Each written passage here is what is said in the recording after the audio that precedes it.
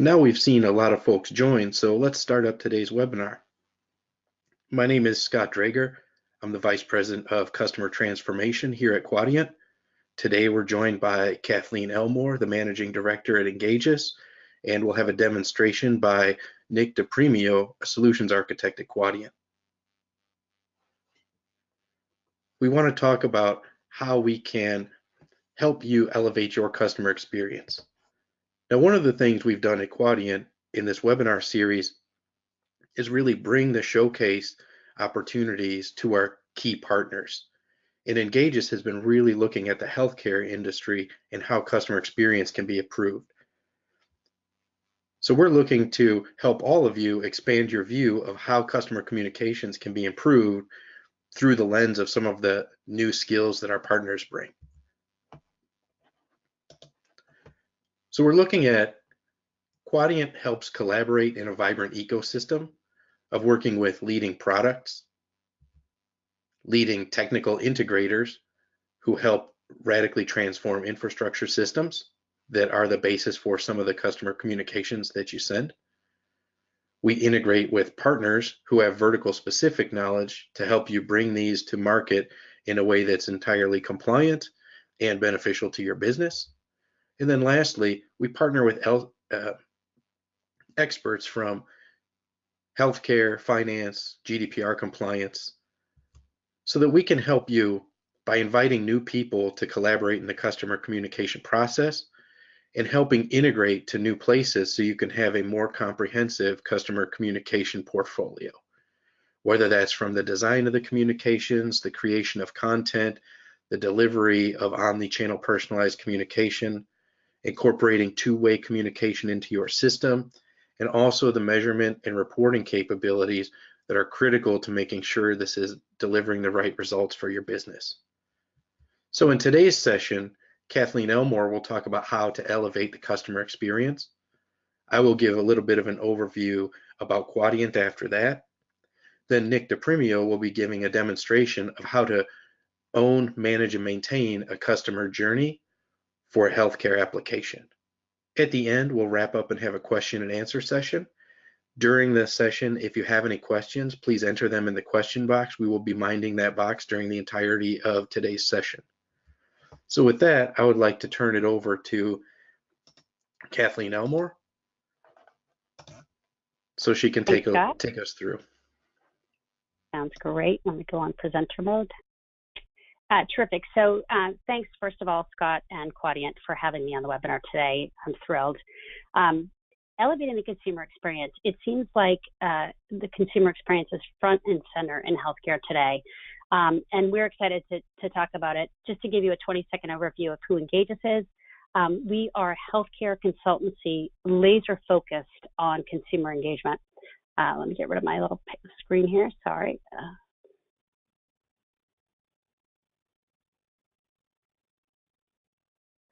Sorry about that. Oh, there it is. you're in the moment. We do that three ways, through B2B and B2C engagement strategy design. We do it through research, things like consumer journey mapping and benchmarking. And then finally, we do it through digital transformation. We are consultants only, but we help do things like technology assessments, governance and rationalization, as well as program implementation.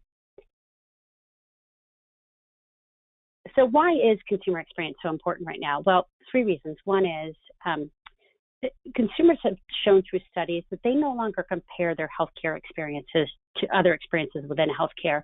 They're now comparing us to their favorite brands. And so the bar is high when you think of Starbucks and Apple and Amazon. And so we have a long way to go to get to those levels of consumer satisfaction and experience. Two, it pays. This is a study from McKinsey that shows that companies that focus on consumer experience have higher satisfaction, have better revenue, lower cost to serve, which is a huge issue in healthcare. And as a bonus, employees are more engaged.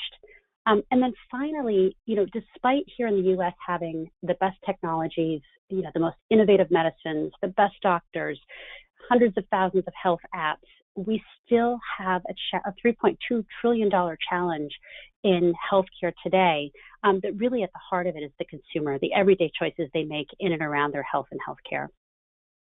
My background is pure consumer. I came to healthcare about 14 years ago from companies like General Mills and Gillette. And so I like to talk about those great methodologies, test and learn, segmentation, journey mapping that we can bring to bear in healthcare. But we recognize that it's harder in healthcare. Obviously, getting a colonoscopy is not as fun as buying a flat screen TV, the delayed gratification. We have the challenge of having every walk of life. When I was at Cheerios, I had the luxury of a really narrowly defined target. I had moms that either had brand new babies or had husbands with bad cholesterol. Now here in healthcare, I've got to know how to message to every income, every education, every part of the country. And then to layer onto that complexity, at Cheerios, I had one goal. I just needed you to buy Cheerios. I didn't even need you to, frankly, eat Cheerios. If you wanted to stack them in your closet, that was okay with me. But in healthcare, I need you to stay loyal, get your screenings, take your meds, pay your bills. And I might be great at getting my screenings, but terrible at getting my, taking my meds. So how to figure out and find those personalization and be able to, kind of map to that and automate that is a huge complex challenge. To add to that, trust, health is personal. And then finally, we need folks to not just do something once, we need to drive sustained change in order to keep health front and center. There's some good news out there. The last couple of years have shown that consumers are preferring digital across all their channels. This is a commercial population study, by the way, but usually that foreshadows what's going to happen in the future with Medicare. But consumers feel like the channels, that ability to go across channels is still lacking. And their top frustrations are really access to financial information, things like understanding basic medical costs, knowing if something's covered, and understanding your bill. So we still have quite a ways to go. Here at Engagys, we've done our own study on the state of engagement. And one of the really interesting things that came up was that plans are excited to use these new channels and understand how to, create content and snackable sizes and look at things like when to use SMS and when to use email. But they cited that one of the biggest impediments to creating consumer-centric infrastructure, digital transformation, and driving better member experiences were really this skills gap of not having the skills in-house to be able to understand the nuances and take on the complex challenges of that. So that was really interesting. Overall, the study also showed that, the challenges that we all know, legacy systems, siloed organizations, limited governance, are still really the biggest impediments to driving excellence in experience. So what does intentional exceptional experience look like? I, again, love to use kind of islands of excellence from outside of healthcare, just because I think there's so much that we can learn from them. Because, again, they've got a couple of decades head start on driving consumer behavior on healthcare. In the shopping world, obviously, Amazon does a fabulous job of, taking a bunch of choices and whittling it down to 3 or 4 things that are meaningful to you. If you don't click on them, they are testing and learning constantly, and they're going to serve up other choices to see what will get you to click and then build from there. Enrollment, people always ask me, what is that most important part of the life cycle of communications? And, the right answer obviously is all of them, but the real right answer is actually that first 90 days.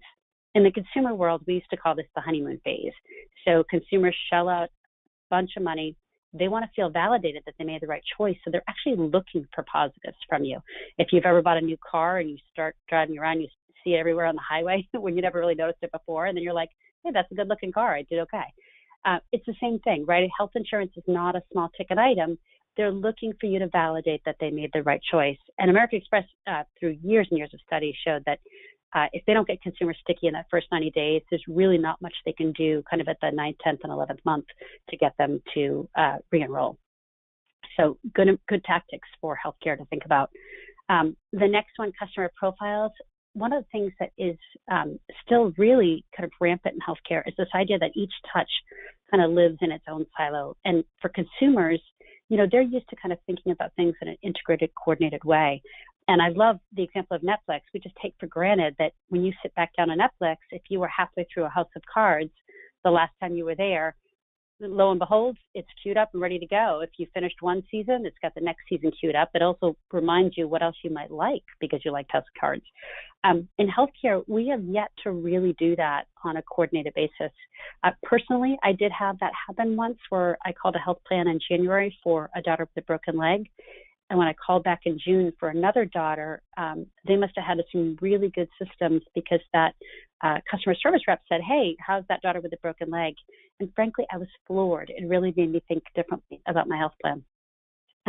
Lots of great things to learn. Obviously, LL Bean does an amazing job with customer satisfaction, and Apple understanding all the different ways people want to be educated, from 1-800-CARES to the Genius Bar to Twitter chat. All those types of things are really important as we think about moving forward in this new world. So I'm going to take a few minutes and just talk about some of the best practices that we've seen over the years. Engagys was started about 2 years ago, but we are really about 70% of our folks are people that have worked in multi-channel communications outreach for the last 15 years. And that really kind of over the course of that 15 years that we all worked together previously, we did over 1.5 billion interactions, figuring out what works for what populations to drive what behaviors. And so through that and our own experiences, as well as our Engagys experience, we really put together a terrific repository of things to learn from and help your programs become much more effective from the start. The first one that I'll talk about is just data in general. There's this idea that people are telling you need more and more data. Folks out there are talking about how voting data is going to help you drive colonoscopies. And I say slow down, because really healthcare already has more data on its consumers than almost any other industry out there. When I was at Betty Crocker, I would have killed for this level of data on my consumers. And so when you think about data, it really is not all data is created equal.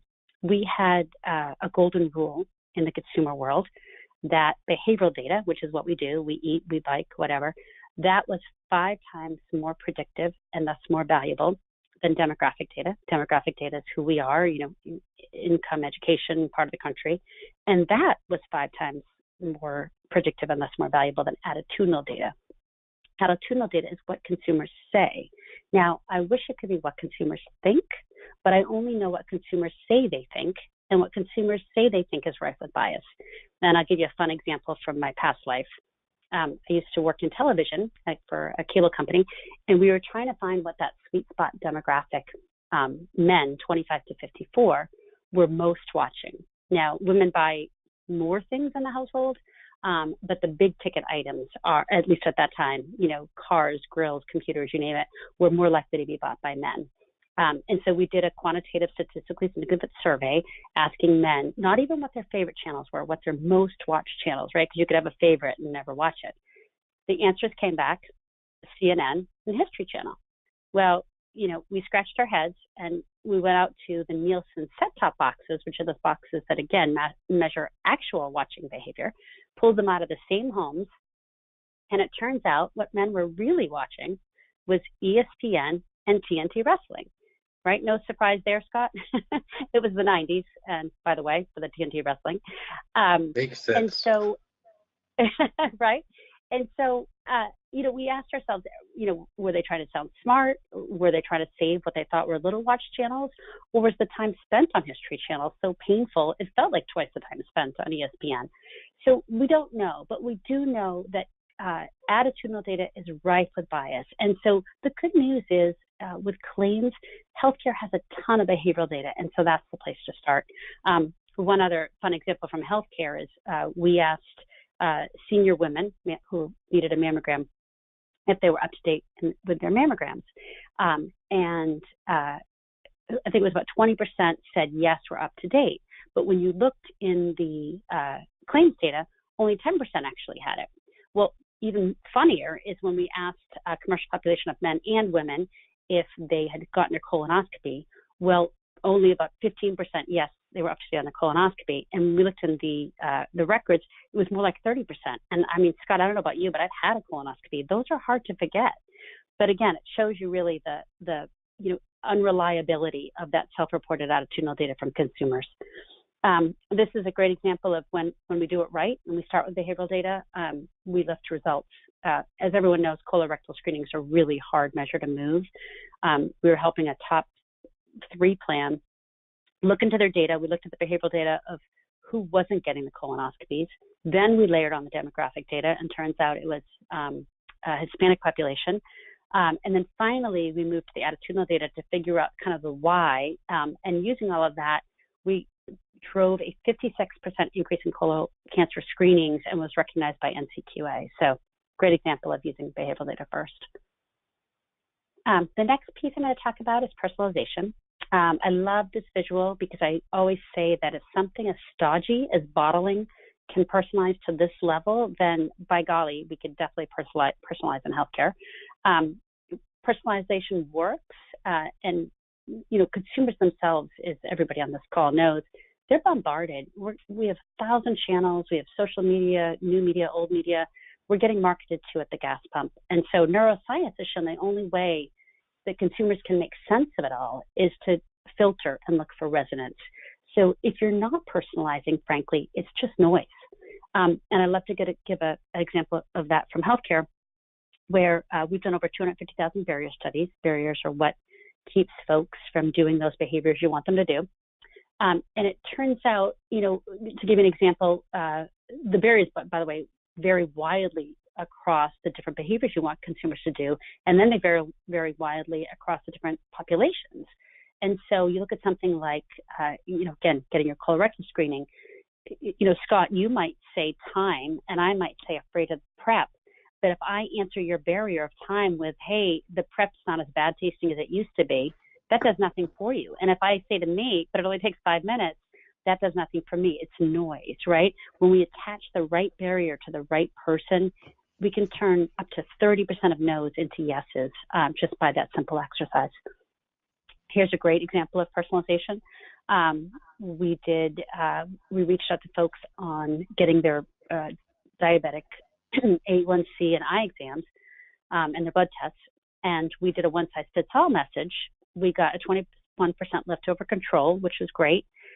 Then we went back out, that was June, we went back out in September to the folks that had not engaged. Now, a not engaged population, the second time you touch them, usually you get much less lift because they've already shown you they're really unengaged. But by personalizing the message, saying, hey, Scott, you need the eye exam and I need the A1C, we were able to get a 28% lift over the control in a population, again, that had shown themselves to not be engaged. So personalization works. Mapping the journey, that's something that, again, came from the consumer world, but I find that it's one of those methodologies that tells you things you can't find out any other way. And again, just to elaborate and give you a fun consumer example, I used to be on Hamburger Helper when I worked for General Mills, and Hamburger Helper, for those that don't know, was a cash cow, second only to Cheerios, of the entire General Mills portfolio. So consumer perception and attitudes were super important to the business. And so we used to constantly survey them, and we constantly heard over and over again, lower the salt. As you can imagine, it was a high salt product, really basically pasta and salt in a box.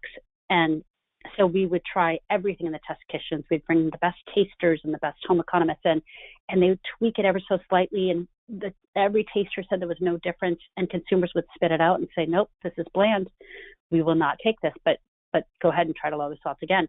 And so finally, we did a consumer journey map where we, followed them to the grocery store, followed them home. Sounds a little creepy, but it's good research. Watched them take it out of the cupboards to make it. And lo and behold, all of these folks that were telling us to lower the salt, about 75% were adding salt at the skillet, and 50% were adding salt at the table. And, obviously that equals more than 100%. But what happened is we realized, gosh, there's nothing we can do in the kitchen to mitigate for flavor when they're adding so much salt at home. So again, it was this eye-opening insight that really helped us transform the product that we wouldn't have gotten without journey mapping. This is an example from healthcare where we did a 6-month study of kind of day in the life with daily diaries, with asking folks to take all the materials that were sent to them and send in to us and grade them for folks living with hemophilia. And we found some really pivotal moments that were just profound insights. One is that there's a whole population of middle-aged folks or middle-aged men that are facing seniorhood without an older population to look for, because in the 70s, people living with hemophilia call this the hemocost. An entire population was really wiped out by transfusions because they hadn't realized, obviously, that the AIDS epidemic was starting.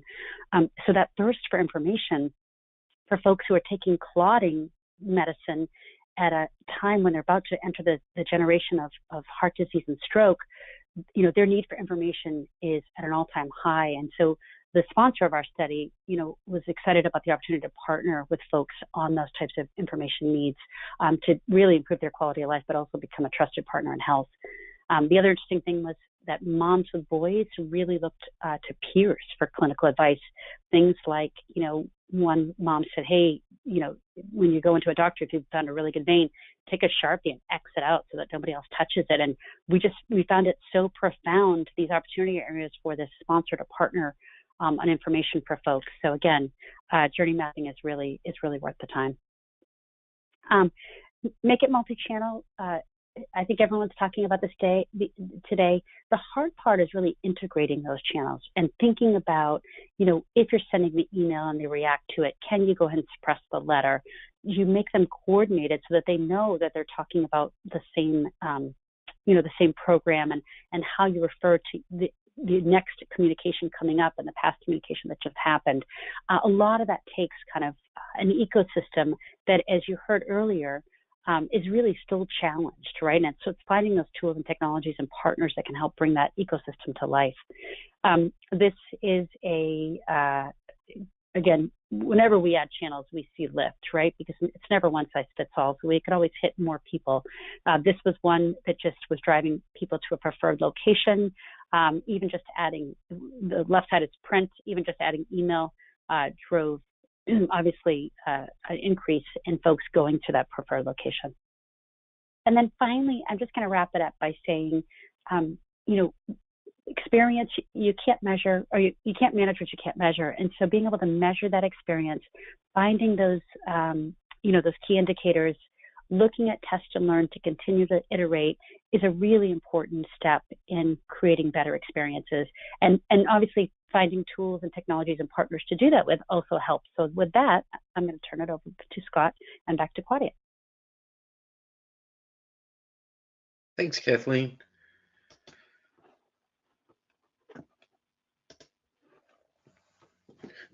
That was a pretty powerful way to bring data and customer experience together. So one of the things we wanted... I love bringing the examples. I was going to say, I love bringing those examples just because we're all consumers at heart. So it kind of helps to relate, Yeah, and I think we have some good questions already showing up. If you have any more questions, please type them in the question tab, and we'll be able to handle them at the end of our end of the session today. We already have a few good ones in there. But as a quick overview on Quadient, we've looked at the market from a consumer and customer lens, and we see a lot of communication systems and several of the things that Kathleen had mentioned about hitting single channels at the same time. The investments are disproportionate to the performance of the communication from the customer's perspective. So while we have that honeymoon period, we want to make sure that the customer is engaged in using the product and understanding the benefits of their healthcare providers' insurance and their offer. We find that later in the process, there's some confusing communications where they expect some better communications. Their welcome kits, their onboarding kits are generally very nice, but maybe some of the communications later on are underinvested and kind of ignored as procedural or compliance communications. But then we look at inside the organization, the employee communication and the employee experience is often not that great. So if you think about the people inside your company that have to work with the data, work with the customers, work with the systems that generate communications, their life isn't easy as it should be either. So what we try to do at Quadient is understand how all of these needs from the consumers and the interactions with the employees internally can make a harmonious system. this is the type of system that gets you re-enrollments. This is the type when it's your product up against another one at annual enrollment period for the employees when they do open enrolls, that you have the high ratings, you have the service ratings, the recommendations, and the positive customer experience that required for you to get another year's worth of business or you to get that selection for the next year. Now, what do we do with this? And this is a part that Nick's going to show in the demo pretty soon. Customer journey mapping is very important. When we lay out the communications that the customer is going to receive in a variety of journeys and sub-journeys that they will take during the course of their usage and relationship with the plan that they're in, we understand that if you take an accurate and honest assessment, you probably have some spots that could be improved. You might not know that until you put these in a map. So by putting the communications by channel in the right order, this gives you a picture of what you can improve. And a lot of times the improvements can be done at a very low cost for a very large impact. So what we do over at Quadient is focus on these touch points and really spend a lot of time to get them designed right so that they can be experienced correctly. And then we do this in a way that makes it easier for your employees, your stakeholders, your content experts, your integration people, all to do the right level of work with the products to get these things out as fast as possible. Now, if you are new to Quadient, if you haven't heard of us before, in any of the research from major analysts like Forrester and Gartner, we have been put in the leader quadrants and the leader part of their waves for the last 5 years. We've retained market leadership status 4 years in a row. We are a leader on the most recent Forrester wave and the latest report for Nowtech on customer communications management. Specifically, we're called out for bringing omni-channel into a manageable discipline for the entire organization. We're silo busters at heart because we want to get the applications out to the consumers so you can create the best experience with as little effort as possible. The most recent report to cover the CCM industry is from Aspire CCS. They came out with their CCM leaderboard, which put Quadient as the only vendor who is a leader in all 4 categories of automated document factory, customer communications, business automation, and omni-channel orchestration. This is important for you because we care about the problem. And we know the problem of customer experience has to do with your systems for automating communication, your internal system for getting communications designed, approved, sent through compliance reviews, and sent into a world that understands that, as Kathleen mentioned, some people might prefer different channels. You need consistent communications across a mix of channels that don't act or look the same. So with that, I'd like to turn this over to Nick DePremio for a tour through the customer journey map. Are you ready, Nick? Sure thing. Appreciate that, Scott.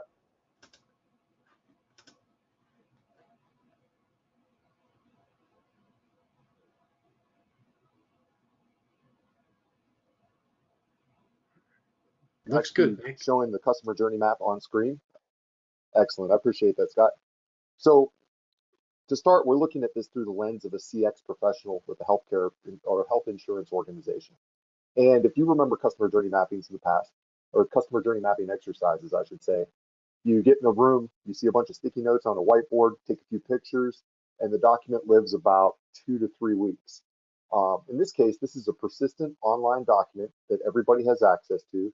And if the journey evolves and changes are made, there are new touch points added, the journey changes over time with new product offerings and new methodologies, then you're able to actually morph the journey to accommodate that. So at the very top, you've got every touch point, right? Everything from looking for health insurance and seeing all these different advertising channels, seeing a TV ad or hearing about it on the radio, maybe getting a personal recommendation from a friend, to comparing plans and rates, to actually taking that information and trying to gain more and trying to figure out if this is the right insurance for you, all the way to receiving a quote. You can receive a quote through multiple channels, of whichever one you choose, and then actually signing up and enrolling. So at the next level, we've got our KPI metrics. When you talk about measuring your effectiveness and measuring what it is you're doing day in and day out, we can actually put analytics into the customer journey map so that you can see what volume of emails you're sending out, what volume of paper communications you're sending out, all that through Inspire Insights. But you can also include pieces from external business intelligence tools. So if you wanted to put a Tableau dashboard in here or Microsoft BI, we have the ability to incorporate that directly into the journey map. At the next level, we've got these thumbnails, and we'll get a little bit deeper into this. This is where we're tying the customer journey map directly to your customer communications. So from a CX perspective, you can see exactly what you're sending your members. So every statement, every piece of correspondence, at every touch point, we have included in this journey map. So as the CX officer, I can see what it is that we're sending out. At the final level, we have the sentiment or feeling map. What is the customer sentiment at each touch point? Where are we losing customers? What are we doing effectively, and where can we improve? That's really what the function of this is. So if I'm looking at the scenario above, I can work my way through the flow, as I mentioned, from seeing advertising to comparing plans and rates, using the website, looking at social media posts, talking to agents, receiving a quote, and then actually signing up for a plan. And if I look at this, if I look at the structure of this and I go to the actual sentiment, I can see that we're doing pretty well for the most part. We have some peaks and valleys, but we do have one glaring inconsistency here. Now, if I use the common sense approach, I can see that we're putting out advertising through multiple channels, so we're reaching people. We have great resources when they want to compare plans and rates. So when they want to go to our website, it's information rich. We have a good social media presence. We have agents ready to help them. We even have insurance comparison websites that are mentioning us, and even though we don't have any control over that particular touch point, we are getting that market feedback. And then when they want to receive a quote, we're presenting quotes through multiple channels. So we're giving them email quotes, traditional paper quotes, of course, and we're able to give them a quote right on their mobile device. But then when we come to that point of low sentiment, we can see that there really isn't an option here. We have a welcome kit and it comes in one form, paper only. So how do we seek to fix this experience, to actually to enhance the customer experience? Well, if we use the example from the previous steps in the process, it would be to offer a digital option. However, we want to confirm that, and we can do that using tags. So if you see these little numbered circles, these are called tags, and a tag can represent the team responsible for each touch point, the technology used to power it, or any known issues. Really, any type of data that you want to track about that touch point. And of course, we can filter those. So I'm going to look for issues. So I'll use my search mechanism and find out what the issues are. So we'll go for two usual suspects, delivery and delay. So maybe we don't have the proper mailing address, and of course, whenever you're sending out paper, there's going to be an associated delay. People want instant gratification, as was mentioned earlier. So once I've filtered down those tags, I can see that this is definitely our culprit. So we're going to attempt to enhance this customer experience. We're going to add a new touch point.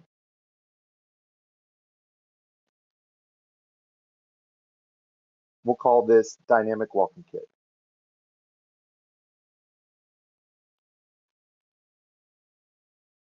We'll change the icon to make it pretty. And we'll connect that to the rest of our journey. I could actually hit what I was clicking on. Here we go. So by connecting these touch points, we're now adding a path from these various touch points that we have with the member to our new offering. So this is our new communications offering. And when we dig into any existing touch point, we can see detail. So if we go to the email quote, for example, we can see detail around that. We can see any additional information, which it looks like we didn't fill this out, but we can see any tags. So of course the technology, the team responsible, and doesn't look like there are any known issues. but we can also preview that directly from the CX interface. So directly from the customer journey map, we're able to see the template that we're sending out to our members. So we're going to do that with our new touch point. So I'll close that out, and we'll start working on this dynamic welcome kit. So since I just created this touch point, it's brand new, we have no information. We'll set some tags so we can track it. We know that it'll be Quadient, and we know that it'll be the mobile channel, mobile devices, as well as the mobile channel. So we don't have any document here yet, but we are going to directly communicate with the designers who are behind the scenes and who are actually building out these communications.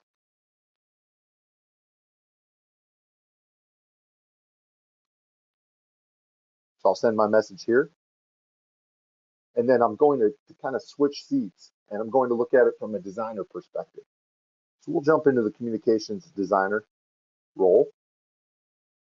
And it just so happens, in true cooking show methodology, we have this communication ready. And this is the exact same welcome kit, except we've got it built out for mobile devices. And we can see that in tablet. We can see that in various form factors of smartphone or on desktop. Go back to our tablet landscape. We'll point to our new touch point.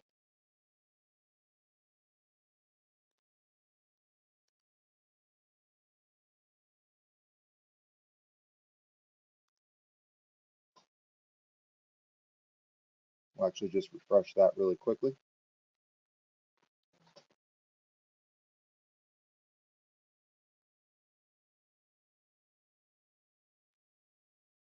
And there's our dynamic welcome kit. You can see my message from the CX office. We need a dynamic mobile welcome kit. So I'll go ahead and write back. And when I submit my comment, it'll give me the option to upload a new version of this document directly to that touch point. So I'll say yes. And then when I jump back into the CX role, I get the notification that it was uploaded. Jump back into the CX role, and we now have an active preview from the CX perspective of that template. So we can see exactly what we're sending to our members, as I've mentioned multiple times. So we can preview this directly from our web interface, and we can test it. So we can see the main screen, and then we can test all of the flyouts, as well as any of the field functionality.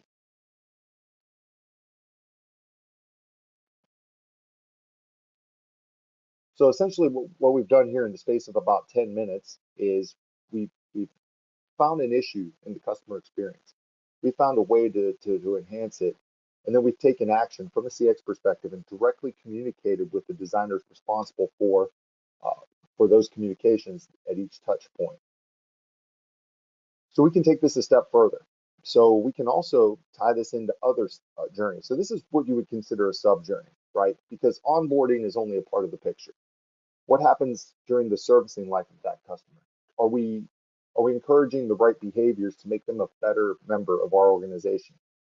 So one example we have is if we show the global map, we'll show how that onboarding piece ties directly into the rest of the journey. So this is onboarding, and then as mentioned earlier, the sustained behaviors.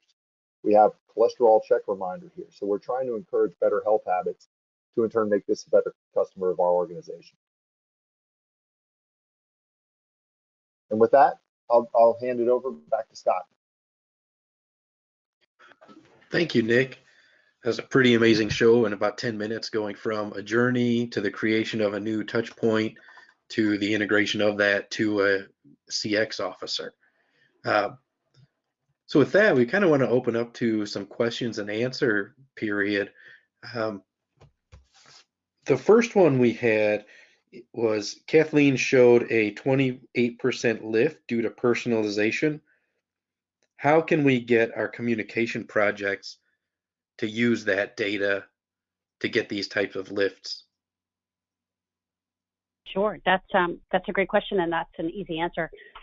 So, it take work analytics folks, but that goes back to personalizing what's meaningful to that individual member. So in that case, the difference in phone calls were, this was an automated call.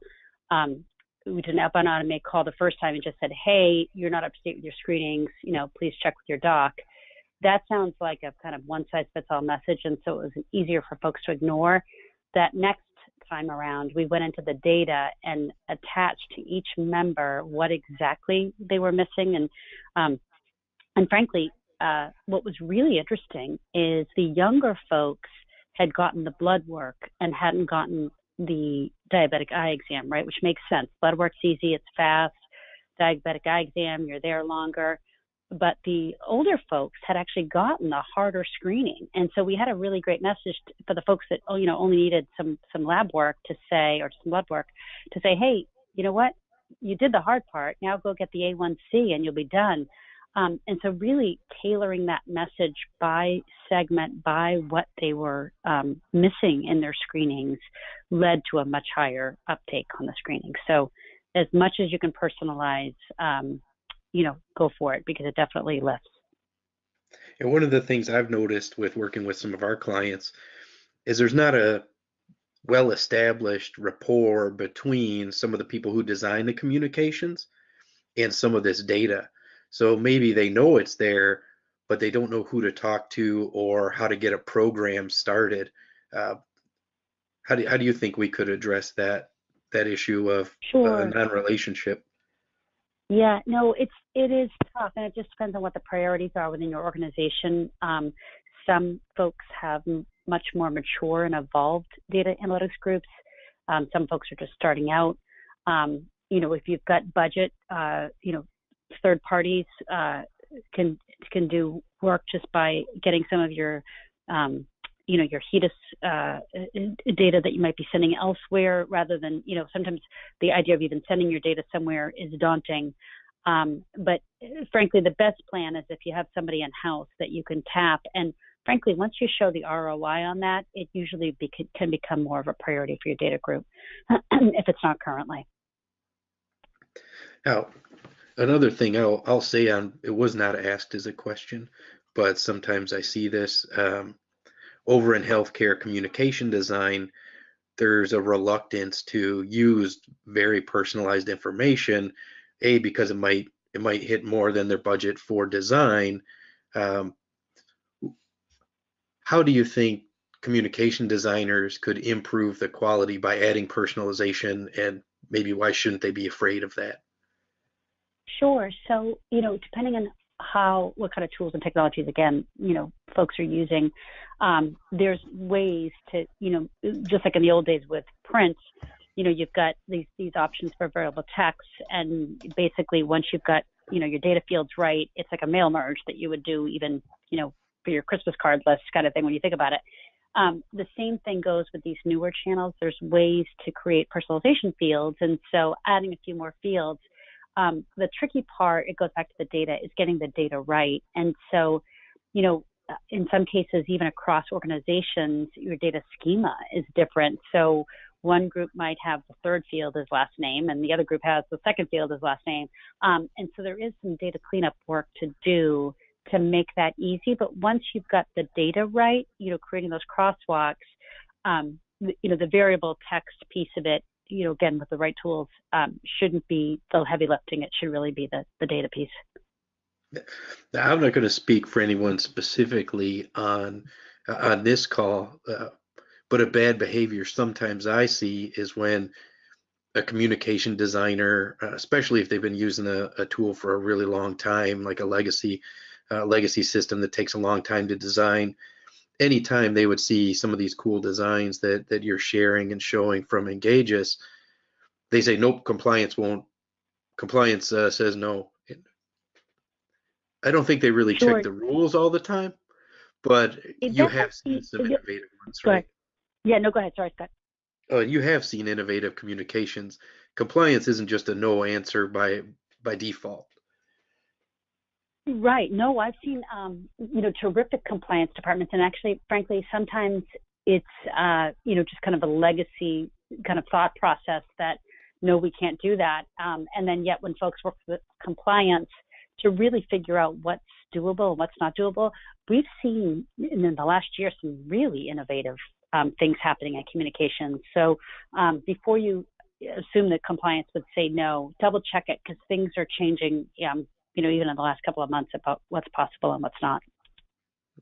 And that journey context is a real nice way to get people who don't maybe have a good interdepartmental relationship.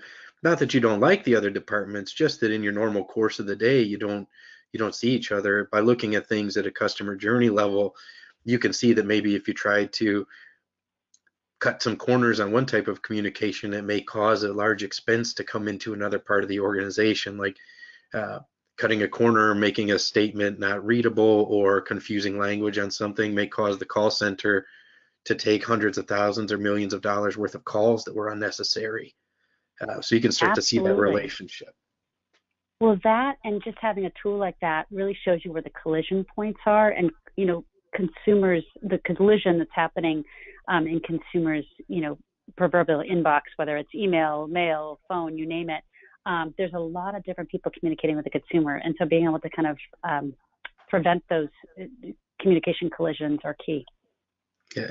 Quadient was the first and still is the only of the customer communications management vendors to jump into the journey mapping. And the reason we did that is because we really see communication as strategic.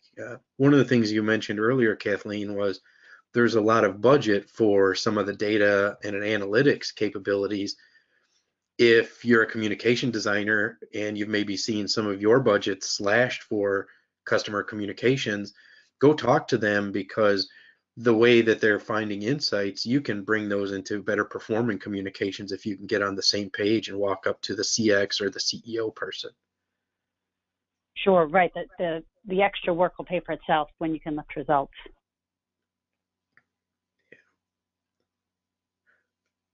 So I don't see any other questions. If you have any other questions, please type them in. Kathleen, myself, and Nick are very happy to answer questions.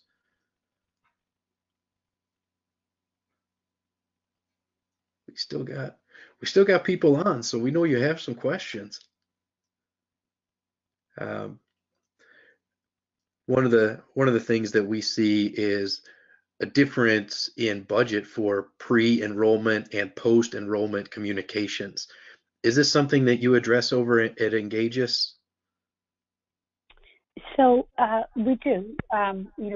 We can work with pre-enrollment and post-enrollment.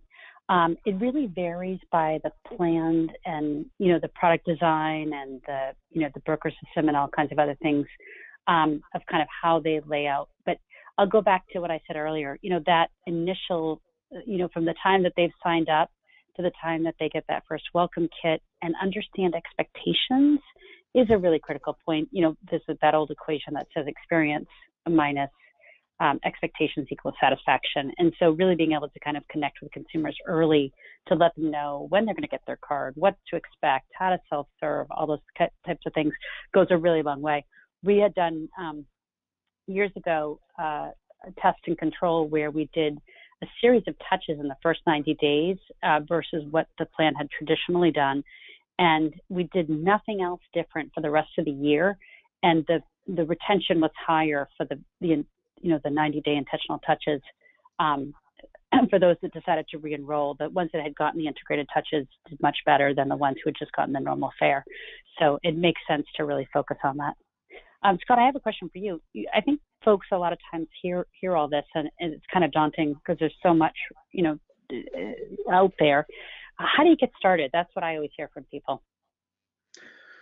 What we always suggest is to start with making a journey map and populating out with all of the communications that you send to a client, because that gives you a real sense that customer communication, customer engagement, member engagement is a strategy, and it is something that your members see from the communication perspective.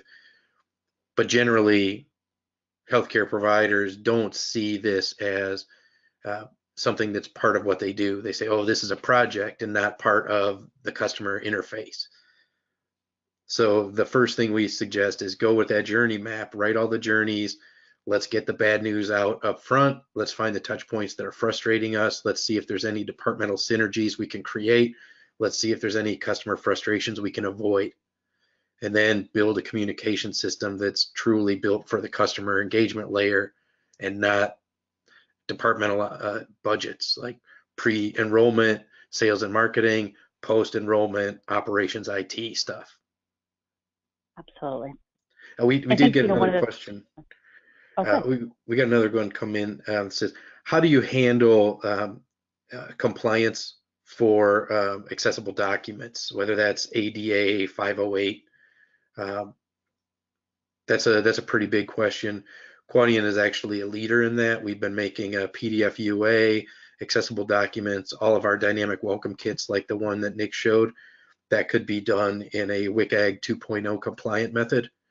So we can deliver compliant documents for people using assistive technologies. And another one came in for you, Kathy, or Kathleen. Have you looked at how engagement best practices can be combined with incentives to further improve behaviors?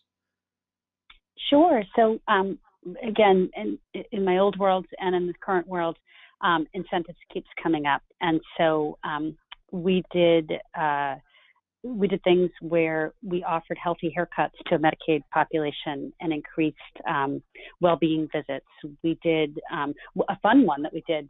We did a survey, and at the time we were working with a national plan who hadn't decided what the incentive was yet.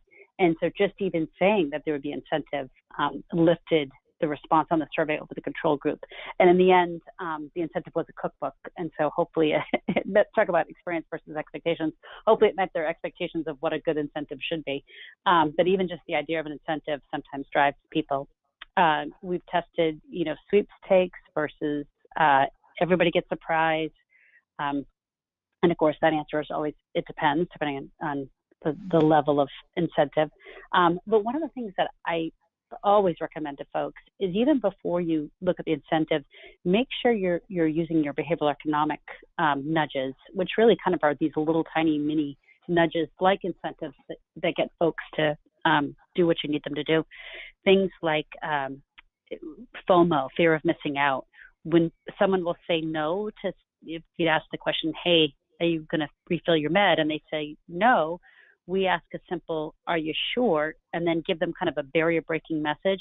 And that little bit of like, are you sure, goes to kind of the human nature of like, oh, wait, maybe I'm missing out on something.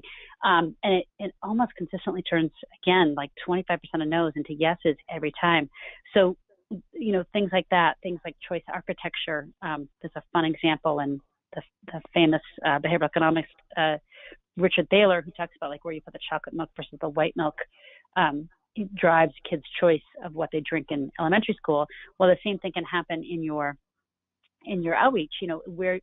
What you make the default message versus what's the kind of upsell message has a big impact on what people choose. So make sure you're embedding behavioral economics into your outreaches to drive as much response possible before you even go to incentives, right? Because incentives are great for starting a new behavior, but they're harder to drive sustained engagement, both because it's costly, but also it's really best used for trial.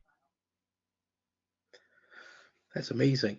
One of the things as we kind of start to close down is, what are some great ideas to get these insights down into the people who own communication design projects so they can start incorporating some of these better questions or multi-step interactions into their proposals as they look for their 2019-2020 redesign projects? Absolutely. I think the best advice I can give everyone right now is to use control groups so that you can prove what works and what doesn't work. And then as you kind of do that, there's a lot of budget you can get by showing what increases, personalization increases response over a general message, all those kinds of things. Being able to show that, and through the kind of rigor and discipline of A/B testing, is going to give you the fodder to be able to go get the budgets you need to be able to even do more for consumers. All right. I'd like to give the opportunity for all the CCM people that are in the audience today. This is a call for you to really take a chance and see what you can do to improve designs for your members. We want to make sure that you're on all these data trends, and you should demand access to all of this data that's being collected by the data analytics teams in your organizations. It's really a great chance for you to shine, improve the quality of communication for your members, and then also help drive some positive performance for the business. Any final words, Kathleen?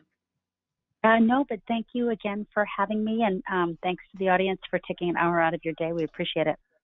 All right, thanks everybody for dialing in and checking out today's webinar. I'd like to again thank Kathleen for her presentation, thank Nick DePremio for his demonstration, and thank you mostly for joining in today. We look forward to the next webinar and next contacts with you. Have a great rest of the day. Thanks, everyone.